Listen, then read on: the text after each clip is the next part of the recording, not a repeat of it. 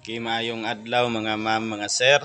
So karon niya na pud tita sa bagong ah, part no sa ato ang pagahisgutan mahitungod sa atong salapianon nga bahin. No?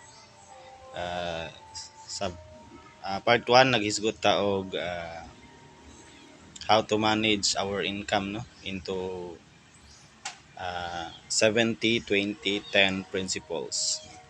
Karon atong pagahisgutan is paano ta maka-save no? Paano ta maka-ipon og kwarta para sa ato kaugmaon. Kinahanglan gyud sa atong pagtipig sa atong kwarta is kinahanglan atay consistency no? Or pagpadayon sa pagtigom. And then naapod tay goal dapat no. Kinahanglan naagid tay naagid tay purpose sa ato ang pag-save no, kay kung wala tay purpose, wala tay goal sa ato ang pag-save, mahimo nga tamadan na ta mo tigom no, og kwarta para sa ato ang future. Kinahanglan na gyud tay goal or purpose. And then consistency is the key gyud no.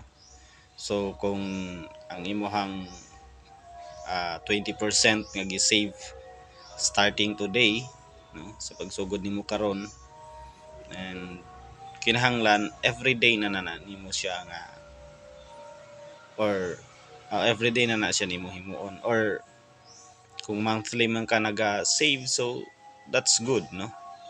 So every month nagasahod ta og more than 5 to 10,000 no. So 20% of that will go sa ato ang savings no. So mo na siya mga ma'am, mga sir no, nga kinahanglan na agid tay una natay goal, natay purpose no, kung nganong naga-save ta og kwarta. And then at the same time kinahanglan na agyoy consistency sa ato ang pagtigom sa kwarta no? So that's it for today, and God bless, and blessed Sunday no. Manimba da ita mga ma'am, mga sir. So it's Sunday, panahon na para magsimba.